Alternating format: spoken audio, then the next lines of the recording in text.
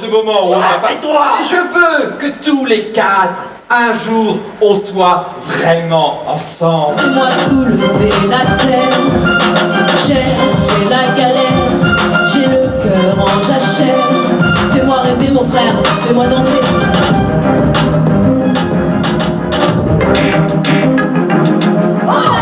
Arrête-toi Leïla, on dirait une folle, j'essaie juste de te faire comprendre quelque chose. Ouais, tu te prends pour qui toi, Sarah la parfaite?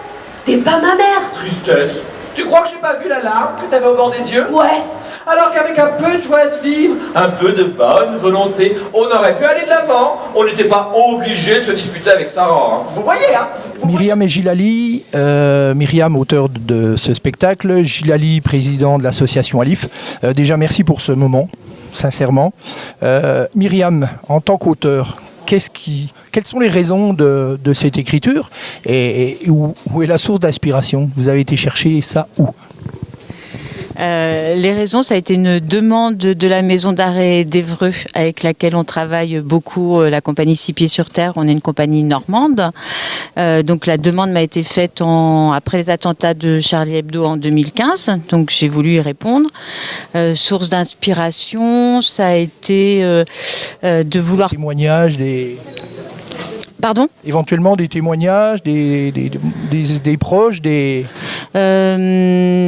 Non, ça a été plus le choc reçu en tant qu'artiste par toute l'équipe de toute façon et vouloir participer à la prévention en cherchant à comprendre en fait. Quand on monte un spectacle comme artiste, on creuse, on fouine et on veut comprendre ce qui est arrivé. Et ça a été une inspiration. Alors, votre spectacle fait beaucoup appel à la vidéo en fond de scène. C'est des images quand même très très très fortes. C'est un choix, c'est pour faire réagir? Bien sûr. Bien sûr, ce sont des images qui reprenaient d'une certaine manière les vidéos que Daesh présentait, par lesquelles ils essayaient d'enrôler sur les réseaux sociaux. Et on les a fait relativement soft, on les a montés pour que ce soit regardable à partir des classes de 4e, on va dire. Tout nous sortira.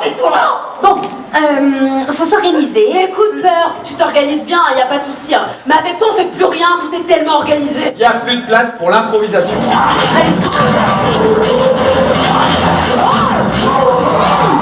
Oh, mais ça va Fuyant. pas. Wesh, bravo. Pas fuyant, direct, toi. Hein. Leïla, pouvez-vous exprimer clairement ce que vous ressentez en ce moment? Je m'emmerde. Ça va durer longtemps? Gilali, il y a eu 2 représentations aujourd'hui, une représentation avec des collégiens en début d'après-midi, une représentation ce soir. Les réactions sont différentes suivant les générations?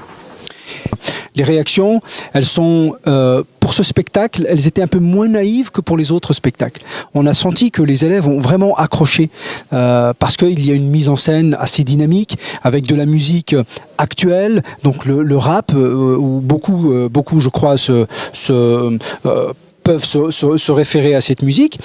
Et les réactions, en tout cas, ont été très bonnes. On n'a pas senti de crispation de la part des élèves. Donc je pense qu'on arrive petit à petit, avec ce type d'événement, avec le travail que font aussi les professeurs, parce que ce qu'on offre aux professeurs à travers ce type de pièces de théâtre, c'est des outils de dialogue avec leurs élèves sur des sujets qui sont éminemment d'actualité et de société. Et parfois, on a du mal à mettre des mots MOTS sur des mots MAUX de société. Sans être maladroit, Myriam, le spectacle, c'est un petit peu un couteau suisse, parce que bon, on pense tout de suite, c'est vrai qu'on pense à la religion, mais ça peut être sur d'autres choses, des groupes extrêmes, des... oui, absolument. Personne n'est à l'abri.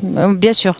C'est pour parler de manipulation à tous les niveaux. Nous, on a déroulé le processus parce que quelle que soit la cause, qu'elle soit religieuse, qu'elle soit politique ou autre... Personne n'est à l'abri. Personne n'est à l'abri et le processus sera le même. Personne n'est à l'abri. On va tenter à travers le spectacle, de montrer que plus l'estime de nous-mêmes est forte, plus nos valeurs sont claires, moins on aura de risques d'être manipulés, sans pour autant être totalement à l'abri. Quel comportement on a un voisin, on a un jeune, un ami qui dérive un petit peu. Quel comportement vous conseillez de par votre expérience? Ah, on en parle. On en parle, peut-être pas la personne directement. Pas le laisser s'isoler. On le laisse en aucun cas tout seul. On en parle aux adultes si on n'est pas soi-même adulte, si on est adulte à d'autres adultes, peu importe. On échange, on croit à ce qu'on ressent, je crois. On s'écoute. Et on va pas agresser évidemment la personne, mais on va essayer de s'approcher tout doucement et ne pas la laisser. Ouais. Merci en tout cas et bon retour. Merci beaucoup, merci à vous.